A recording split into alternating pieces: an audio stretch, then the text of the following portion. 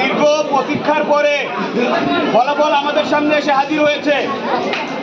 আমাদের বাংলাদেশ জাতীয়তাবাদী দল শীতলমারী উপজেলা শাখার কলাতলা ইউনিয়নের ৮ নং ওয়ার্ড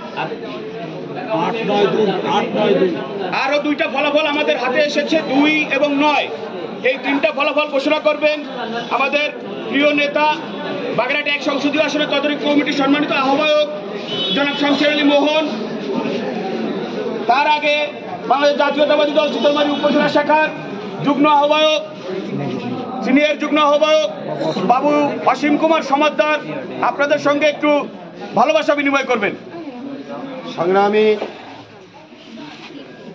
নেতৃবৃন্দ,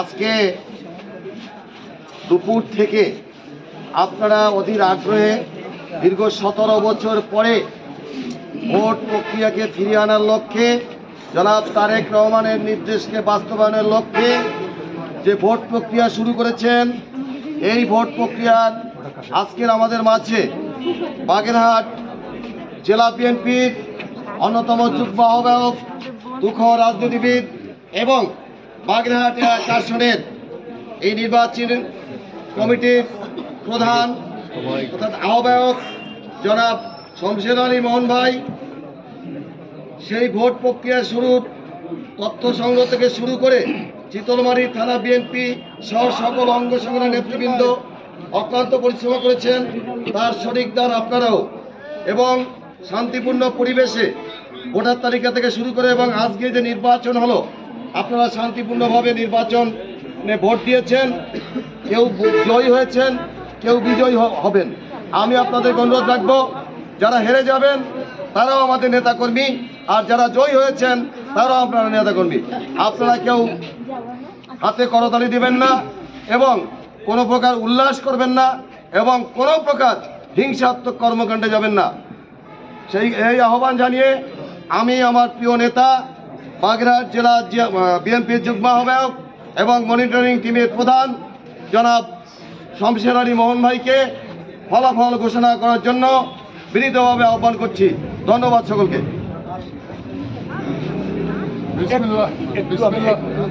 একটু আপনাদেরকে অবগত করাচ্ছি যে নির্বাচন হলে একটাই, 3টের ফলাফল কেন। আমরা আর 2টা ওয়ার্ডে বাংলায় সমঝোতা করে এইখানে ফলাফল দিচ্ছি। ওনারা স্থানীয় মুরব্বীরা সমঝোতা করছে, আমাদের তদারকি কমিটির প্রধান সহ আমরা সবাই থানা বিএনপিও আমরা মেনে নিয়েছি। সেই কারণে 3টে ওয়ার্ডের ফলাফল এখানে ঘোষণা হচ্ছে। আসসালামু আলাইকুম। বলে প্রিয় শীতলমারীবাসী, কলাতলা ইউনিয়নবাসী,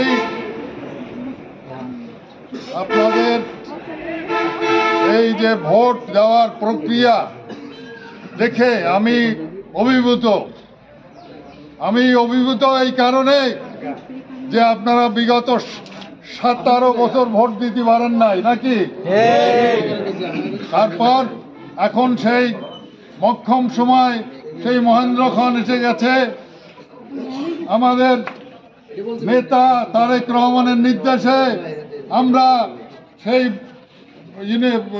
ওয়ার্ড কমিটির থেকে শুরু করে আমরা সেই উপজেলা পর্যন্ত যাব, জেলা পর্যন্ত যাব। তাই আমাদের এই প্রক্রিয়া, যাই হোক, আজকে যে রেজাল্ট এসেছে আপনাদের সম্মুখে, এই কলাতলা ইউনিয়নের 8 নং ওয়ার্ড বিএনপি সম্মেলনের যারা নির্বাচিত হয়েছেন সভাপতি পদে, যে নির্বাচিত হয়েছেন মিকাইল সিকদার পেয়েছেন 82 ভোট, মোহাম্মদ মিলন খান নিকটতম প্রতিদ্বন্দ্বী পেয়েছেন 72 ভোট। Very close fight. তারপর পেয়েছেন মিন্টু সিকদার, টিটু সিকদার পেয়েছেন 58 ভোট। সাধারণ সম্পাদক হিসেবে আমরা যে বেশি ভোট পেয়েছেন, যিনি বেশি ভোট পেয়েছেন তিনি হলো রবিউল ইসলাম, 140 ভোট পেয়েছেন তিনি। তার নিকটতম প্রতিদ্বন্দ্বী মোহাম্মদ আকবর কাজী পেয়েছেন 73 ভোট। সাংগঠনিক সম্পাদক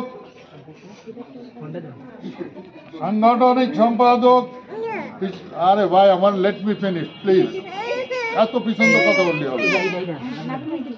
সাংগঠনিক সম্পাদক হিসেবে যিনি সব থেকে বেশি ভোট পেয়েছেন তিনি হলো কাজী আলামিন, 147 ভোট, এবং তার নিকটতম প্রতিদ্বন্দ্বী পেয়েছেন 67 ভোট হায়দার আলী শেখ।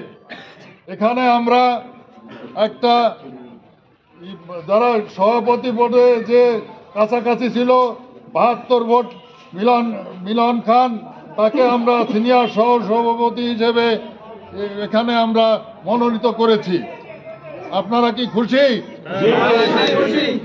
আপনারা সবাই সামনে আসেন, একদম সামনে আসেন। প্রার্থীর একটু সামনে আসলে ভালো হয়। আর সাংগঠনিক সম্পাদক হায়দার আলী শেখকে 1 নং সাধারণ সম্পাদক হিসেবে আমরা মনোনীত করেছি। এই বলে আজকে এখানে শেষ করছি। আপনারা বাগেরহাট বিএনপি থেকে শুভেচ্ছা এবং অভিনন্দন গ্রহণ করুন। আল্লাহ হাফেজ। আর দুটো আছে।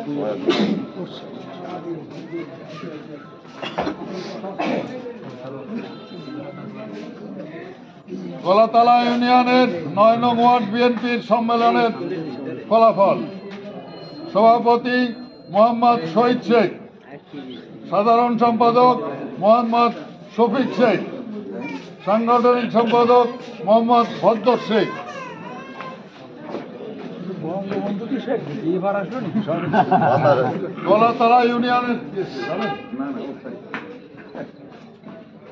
গলাতলা ইউনিয়নের 2 নং ওয়ার্ড বিএনপির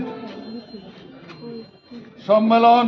আপনাদের যারা মনোনীত হয়েছেন আপনাদের সম্মুখে আমি বলছি: সভাপতি সৈয়দ গোলাম ফারুক লোটাস পাটু, সিনিয়র সহ সভাপতি আমিনুল ইসলাম সিরাজ, সাধারণ সম্পাদক মোহাম্মদ শেহাবুর রহমান, সাধারণ সম্পাদক। 1 নং যুগ্ম সাধারণ সম্পাদক মোহাম্মদ আবদুল্লাহ শরীফ, সাংগঠনিক সম্পাদক সৈয়দ শফিকুল ইসলাম। তাহলে এই হলো আমাদের ফলাফল। আপনারা সবাই কি খুশি? যাই হোক, আপনারা যারা হেরেছে তাদের নিয়ে আপনারা সবসময় একসঙ্গে থাকবেন, এইটাই আমরা আশা করব। তাহলে আসসালামু আলাইকুম। ডাক মাতা শেহাব কোহানে